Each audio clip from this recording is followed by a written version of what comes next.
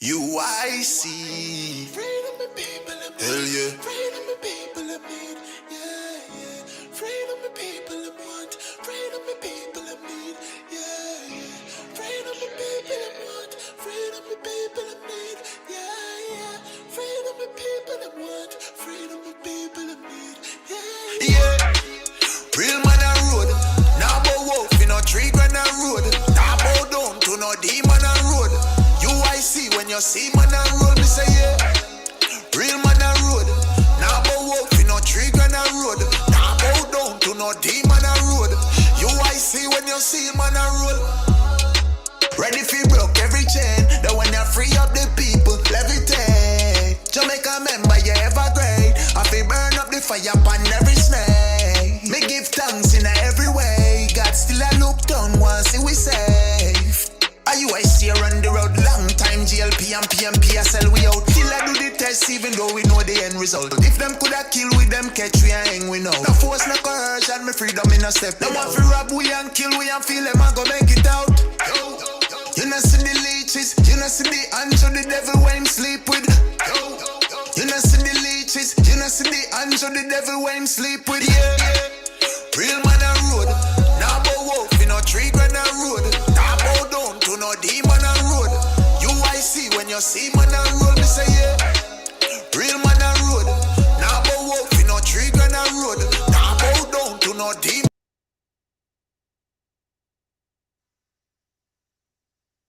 Good night, everyone, wherever you may be in Jamaica and the diaspora. Good night, good morning, good afternoon, and welcome to another show. All right, this evening or this night, depending on where you are in the world, we are going to be doing something a little different today. We have on our show with us some members of the St. Mary Parish Youth Council, some youth leaders from the Parish of St. Mary. So, me being parish manager of St. Mary, I thought, why not start with the youth in my parish? So, before we get the others online, let me welcome Lion Rule the Jungle out here, Mr. Brother, again. Good to see you, JMH. Good to see you too, Gregory Reed. Welcome. All right, everyone, thank you for coming out. Now, before we bring the others in from backstage, for those persons who, for those persons who may need to know who I am, who maybe you're seeing me for the first time in their life, I am Chase Neal, General Secretary of the UIC and the Shadow Minister for Education and Human Development. The Shadow Ministry of Education and Human Development is the UIC ministry, shadow ministry that follows the present Ministry of Education and Youth, the Ministry of Culture, Gender, Entertainment and Sport, the Ministry of Labor and Social Security, and the Ministry of Local Government and Community Development. All right. So without further ado, I welcome our guests. We have with us the parish president of St. Mary Parish Youth Council, Christine Salmon, and also the president of the Retirement Rise Youth Development Club, Theodore Prendergast. All right, welcome, Gregory Reed. Um, all right, welcome, Miss Salmon. Thank you for joining our show. And Mr. Prendergast, welcome. All right, so you guys are youth leaders. I want you, no, briefly, starting with Madam President for the Parish Youth Council, tell us a little about yourself, and then Mr. Prendergast, we also ask you to tell the world a little about who you are. All right, Ms. Salmon, the mic is yours for now.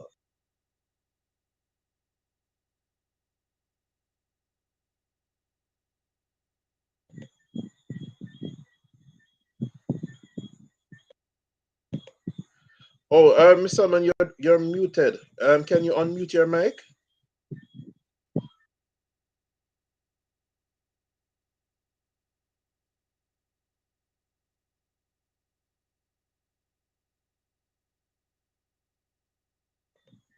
All right. Until Miss Salmon can sort out her audio, or we go to you, Theodore. All right. So Theodore, tell us about yourself, please. All right, just a clear mic check. Are you hearing me clearly? Loud and clear.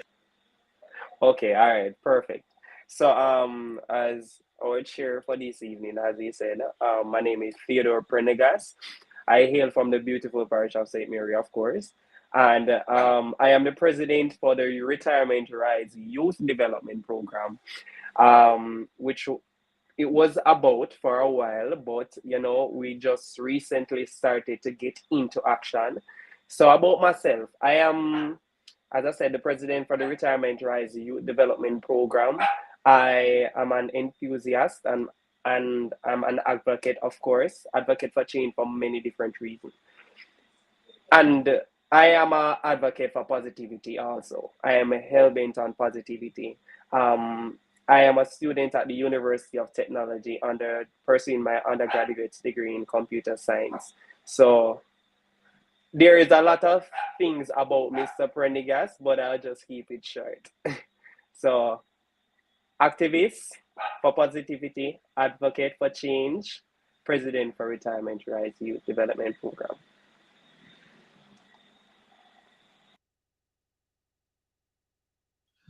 All right. Yes, Theodore. Question: what caused you to be involved in youth development and volunteering when it doesn't pay? It doesn't pay you, does it?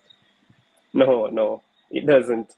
Trust me, it doesn't. But it comes from an era where there is passion and there is drive, right? And there is a lot of let us say there's a lot of dedication.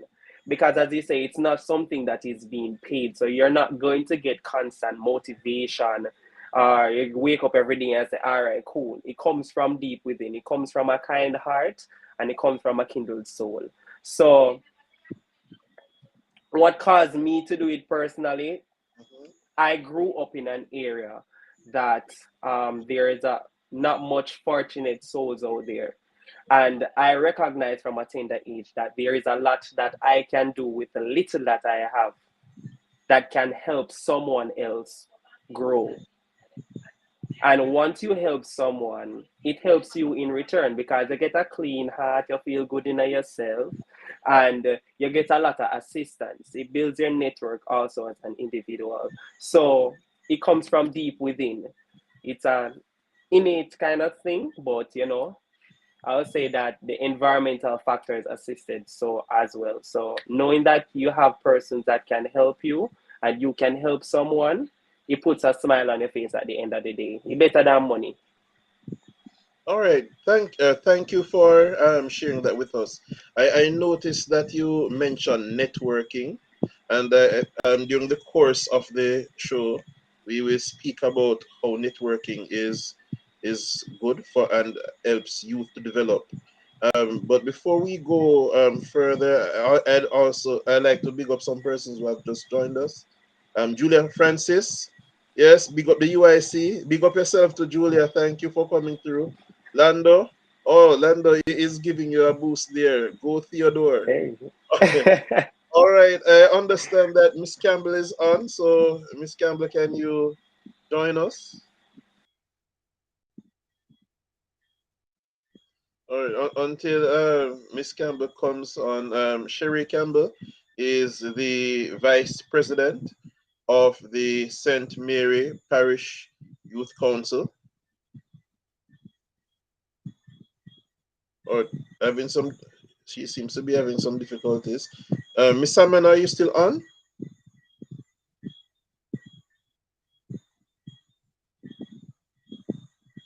Okay, Miss Salmon is back.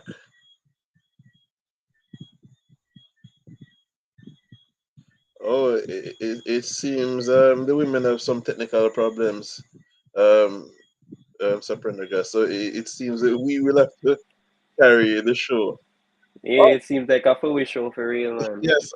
All right. So until they are able to join us, we move on. All right. So there is the thought. You see, there is a thought that youth don't have enough opportunities in Jamaica. Oh, the ladies are here.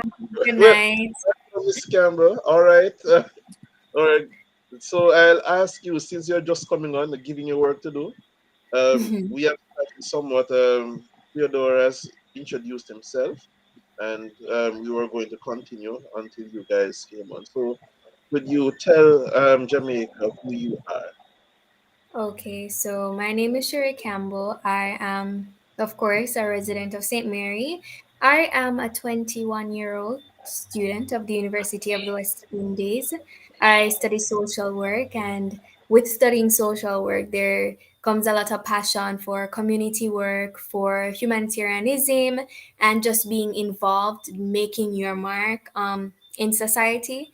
So I'd like to say, an advocate for youth development. I am most definitely a Christian, so everything that I do, I try to allow my spirituality to push through, I guess. And that's just a little bit about me. All right, thank you, Sherry. Uh, I asked Theodore this question, and I'm going to Mhm. pose it to you too. Why do you do this? Well, you mentioned being a Christian, but is there any other reason why you do this, although there's no money in it?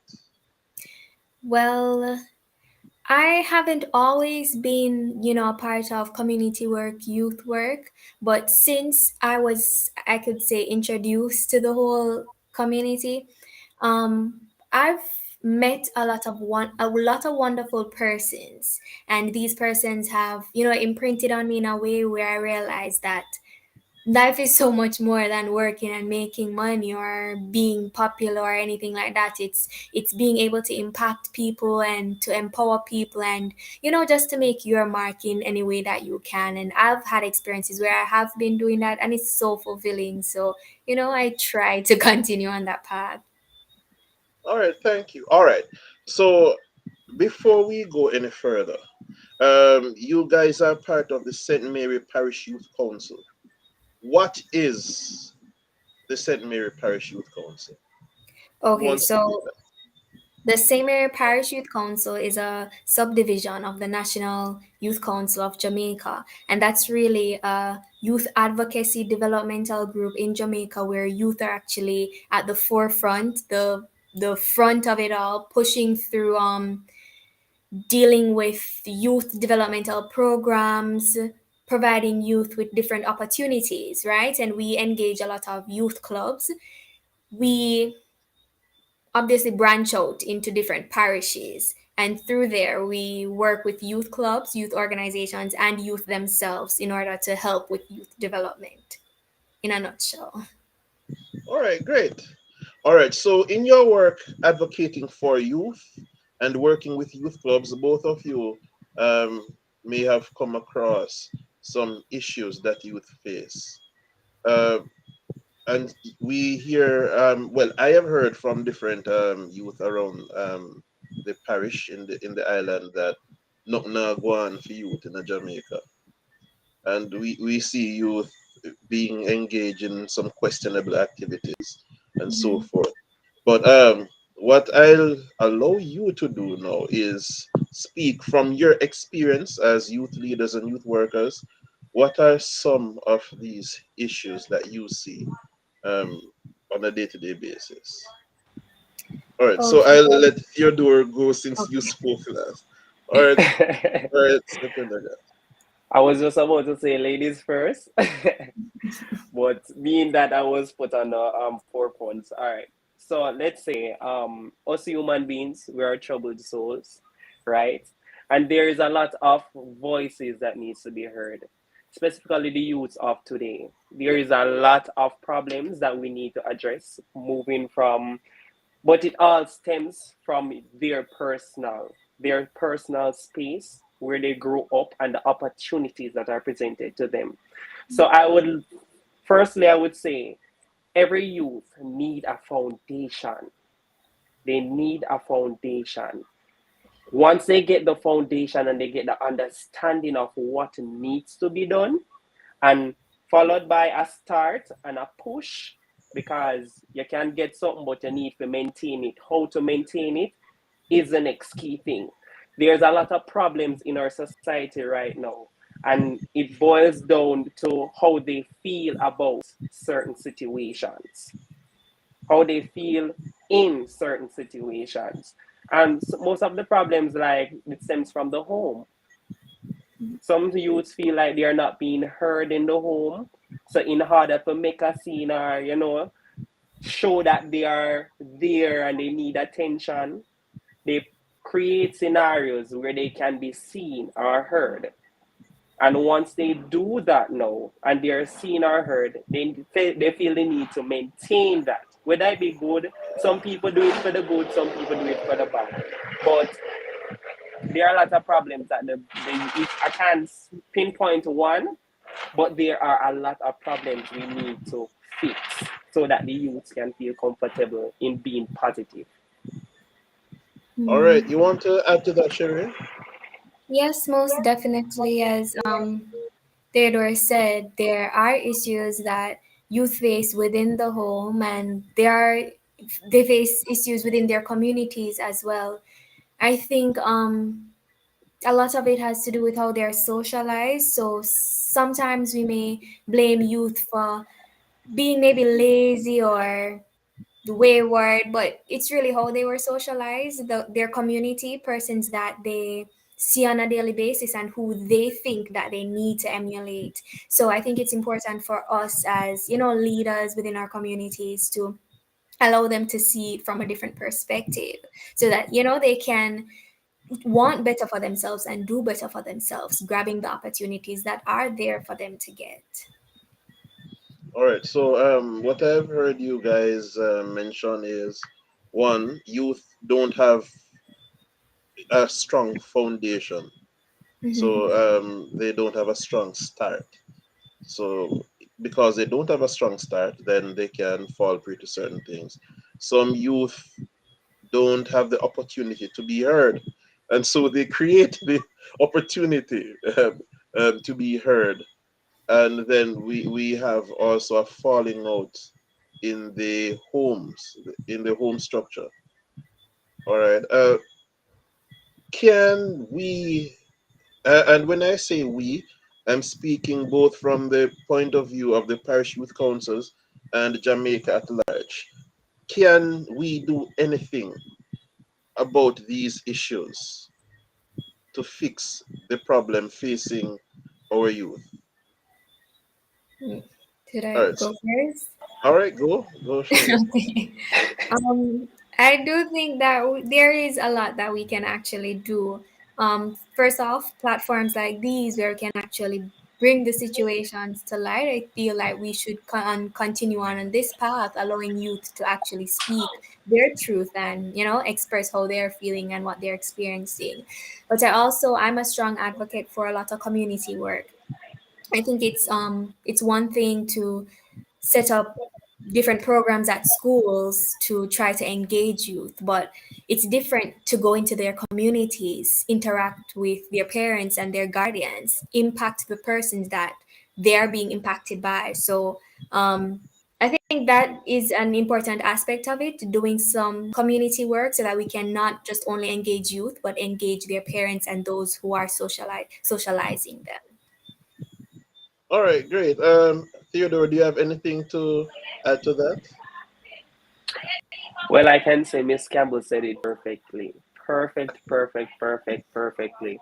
I mean, the engaging youth from the school is completely different from engaging them at home. For instance, you can give a child a homework and they send them home, but Mhm. are they really going to do the homework? Right. Right? So you have to ensure that the homes are the safe space for the kids as well. You have to ensure that they know the good from the bad from the home. Them when them say you have to bend the tree from it young, but you have to start from the homes. You have to target the homes, and once you target the root of the problem, there and then it will grow the way how you want it to grow. Yeah, so All right. basically yes. Oh, sorry. All right. So, both of you have identified the home really as the root of the problem. But I like to dig deep. right? Can we identify the root of the problem? Why are our homes so distorted? Um, is there any youth perspective on that? Well, I would like to believe that it's the culture. Perhaps it's the culture within certain areas. Because if you go to certain schools, you'll note a certain type of behavior among students, among certain students, and usually you'll hear persons pinpoint that they're from this place or they're from that place. So it's not even necessarily their parents or whoever it is that's raising them, but it's just the environment that they're in. So that's how their parents were brought up, that's how their grandparents were brought up. That's the culture that exists. So it keeps on, breeding itself. All right, so there are some comments in the comment section. Some questions are being asked, and one question is, what is the role of governance and the education system it imposes? If I'll allow you to answer if you can. If you have any thoughts on that, or can you see the comments? I can, but I'm just not so clear on it. All right, so that's okay. That's okay. Because we'll be going into that as the show progresses. Okay. And there's another question as to what shapes the parents, communities, and culture. All right. It seems Miss Salmon is having some problems with her internet, so we will proceed with just you both. Unfortunately, the president will not speak tonight. All right. So we have some refreshing insights, um, Jamaicans at home and abroad, from the young people here. When we see young people acting out, it is not fair, I would think, based on what was presented, to just think that these youth are out of line or out of order or hopeless. There is something behind it. So we need to find a way to reach out to our youth to find out what it is that really informs and causes their behavior and the feeling of hopelessness. All right. We see issues like scamming, issues like crime and violence, even this ensure thing that is taking over the place, and and we see it's all coming from somewhere, and lack of opportunity to be heard that was identified, the breakdown in the homes, and the lack of a suitable or strong foundation. All right, now I am going to ask you guys now to critique something. No, the UIC is a political movement. It is actually the third registered political party in Jamaica. But even more than a political movement, we are also a social action organization in that we try to impact society positively while we seek to get office in government to make some changes. Now we have some policies, some plans in place, and what I'm going to ask you to is give your own perspective on some of these plans. Now, the first we start with is the education plan. The UIC education plan called LEAP is built on 8 pillars, and the first pillar that I'm going to be speaking about is an Afrocentric curriculum that deals with 3 aspects: understanding self, understanding human behavior, and understanding money. Now, what we believe is that if we teach a curriculum that is based on Afro, true African history, not just slavery, because that's the only history of Africa that we know. It started slavery. But what about if we knew real African history, that surgery started with Africa, that the modern system of government started in Africa, while we learn about world history and we know how to understand ourselves, what makes a healthy mind, a healthy body, healthy emotions. We understand healthy human behavior, how to be emotionally intelligent, how to build relationships, whether family relationships, friend relationships, business relationships, and how to understand money. When we look at how to make money work for you instead of you working for money, financial skills. How do you think if this is taught from in school, how do you think this could impact society? Is this something that could work to make Jamaica better in your eyes? Okay, so I really do believe so because those are issues that we as youth kind of try to address now. So it's like we're this pivoting thing where we're trying to learn things that we weren't actually taught when we were younger or taught in the traditional educational system. So these are actually really good, but as I'm listening, I'm wondering how would we or how would you allow teachers and those involved in the educational system to adapt to this or have a smooth ad- um, adapting process. That's a good question. But there is no adaptation process that's very smooth when it comes to the education field. When we move from common entrance to GSAT and from GSAT to PEP, for example, teachers had to relearn. So it's just a means of reteaching. Oh, Theodore is gone. No, we work from the understanding that all these ills in society are caused by bad governance, and we don't point our fingers at any party in particular, but just the system of governance that we inherited from the British, where we concentrate power in the hands of a few persons and everybody else is powerless to do anything about it. And so we hear the saying that absolute power corrupts. Well, power corrupts and absolute power corrupts absolutely, where the haves are able to do what they want and the have not suffer, where people don't have a say in who governs them, and those who govern take advantage of the situation and manage the economy poorly, so that we get poorer and poorer day by day, decade by decade. We believe then that through the education system, we can teach governance, we can teach financial education so that we can empower ourselves, so that we are more empowered to make wise political choices too. All right, Theodore has gone off, or is he in the background? It Are seems you like there, Sir Prendergast?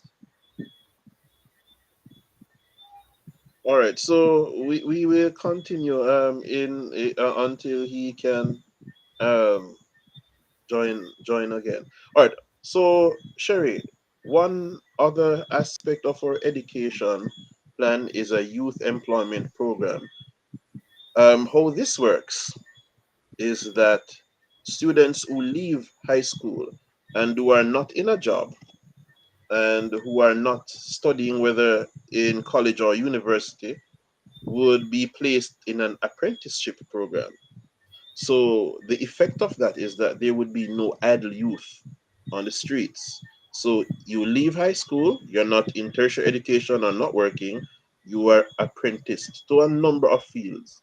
Um, you could be apprenticed to agriculture, to the medical field, to the military, to police, to paramedical, and so forth, to even manufacturing factory. And while you are apprenticed, you are learning and earning a stipend. Um, do you think that this can work to create a better Jamaica for our youth? What do you think of that policy proposal? I really do agree with that one because I think there are youth that do want to pursue various fields or better themselves, but through the fear of student loans or just not having any other way to finance themselves through school, they just rely on mediocre jobs that they could do so much better, but because of the fears that they have and the different ills in our society, they tend to shy away from progressing. So I think opportunity like that would encourage, not just to propel them, but also to allow them to see that there are actually different institutions that are there to help them.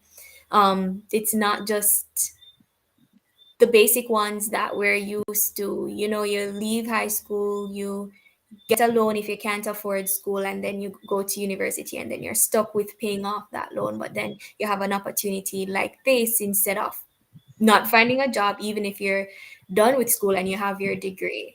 So if you're able to actually have this wonderful program, engage as much youth as possible, and then the youth are able to reap as much benefits from this and can testify to the good, then I think this is a really good one, and it could push youth in a good direction. All right, thank you for your response to that. All right, so we have literally 3 minutes left. So, um, yes, so it was supposed to be 35 minutes. So, um, we're going to wrap up. Now, earlier, when you described the role of the Parish Youth Council, you said that the Parish Youth Council works with youth clubs, that's supporting and developing youth clubs, Right. and it also works as a voice for advocacy on behalf of youth. All right, so I'm going to create a scenario now. All right, over the years since 1944, when Jamaica started the two political parties, and we were given the ability to govern ourselves.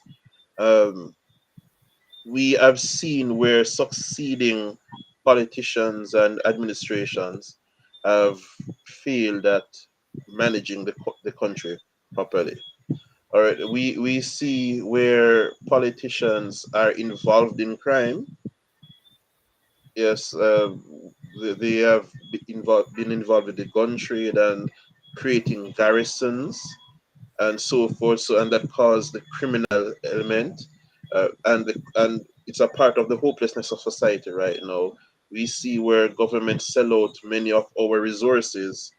There's here Jamaica, there's the bauxite plants and so forth, and they create artificial inflation by overprinting the money so that the dollar devalues and the cost of living rises.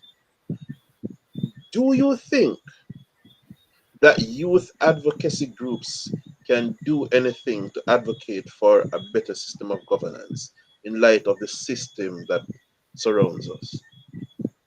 I do believe so, because there is there's a thing that as social workers we observe. It's and being able to empower people, so it's moving from a state of powerlessness to having power, and you're finding that power within yourself. You're not relying on governmental systems or any other systems that are in control to give you the power, but you're finding the power within yourself. So I do believe that we can advocate for that, in a sense where we're allowing youth to know that they have potential, they can be anything that they want to be, and they can change the state, the climate that our country is in now. We are basically going to be taking the plate, we're taking the seat. So if we are able to change our mindset to not rely on traditional practices, but basically learn, re-socialize ourselves to understand how to properly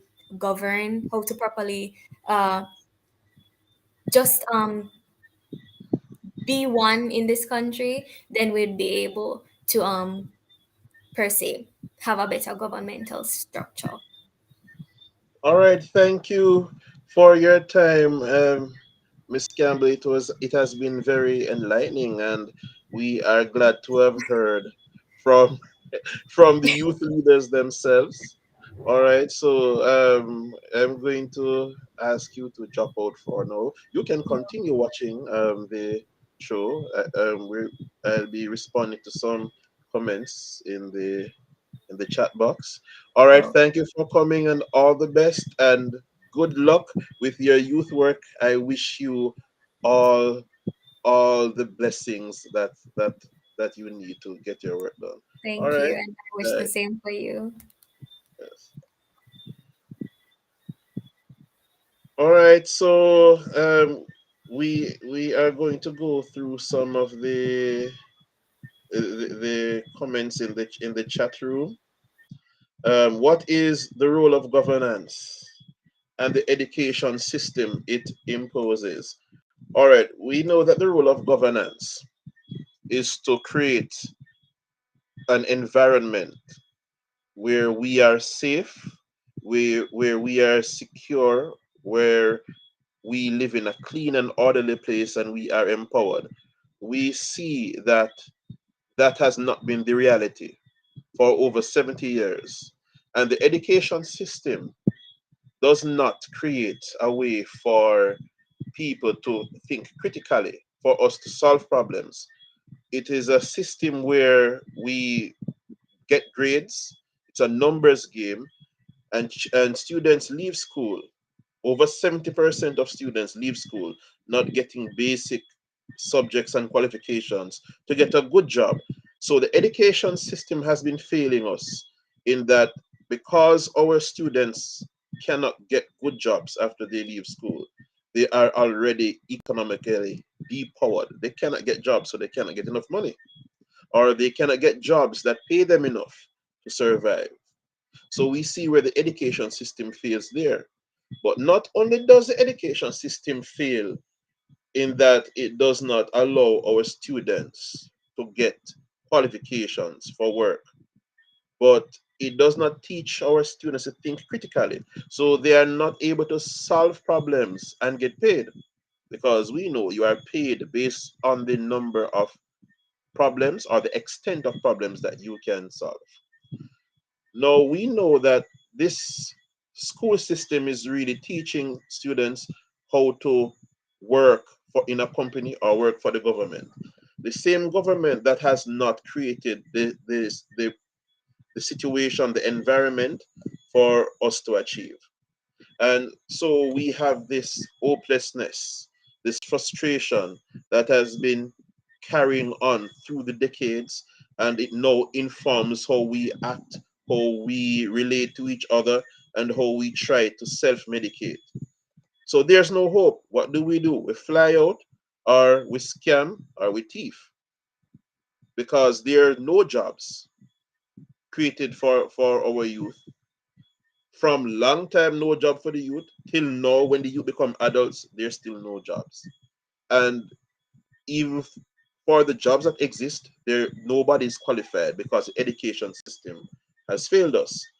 And we have here an education plan that is geared to create succeeders. It is geared to create winners, to let our students understand exactly why they feel the way they feel, why we relate the way we relate, and how to better relate to others, how to better manage money. And we are able to create a situation where students leaving school will go into apprenticeship. Not no extra 2 years of school, which doesn't make any sense. The current plans and systems don't make any sense. We want a system where students finish the regular program and they are able to move on to their desired job. And if not, they want to find themselves, they choose from a range of different jobs, a range of different fields. And while they learn, they are able to earn. That gives our students more choices and set them up to be able to take advantage of the jobs that exist when they are finished. Or Sherry says thank you, and thank you too, Sherry, for coming on our program. And you conducted yourself very eloquently. That was great work. Now, another question in the chat: how educated are our youth on the political system and its failings, and are they exposed to better systems and solutions in order to advocate for change?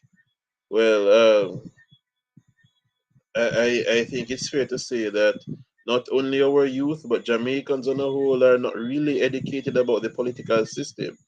I always say we are very political, but we do not understand politics. So now we have the UIC, which aims to teach our fellow Jamaicans about how the system works so that we can empower you to make the choice that you need to make, that you are better able to make a choice. Now, we're not here to force anybody and say, vote UIC, or you must vote UIC. But if you're going to vote UIC, you must know why you vote UIC. And if you choose to vote for the colonial system, whether JLP or PNP, which is really both sides of the same coin, you know why you have voted JLP or PNP. All right, so we look now to our youth, the future generation, to advocate for better governance. We see where governance has failed us. We ask the youth and the older generation who are open minded to advocate, to become the voice of the people and demand a better system of governance. Thank you for joining us tonight. Wayan Richards, thank you for coming on air and listening. I declare that the next president of Jamaica is Joseph Patterson's. Yes, speak it into being, speak it into being. Yes, we do declare that the next president, the first president of Jamaica, will be Joseph Patterson. All right, everyone, this brings us to the end of our broadcast. Good evening, good night, good morning, good afternoon, wherever you are, and make it a better Jamaica. And though we will allow you your choice, vote UIC. All right, see you guys.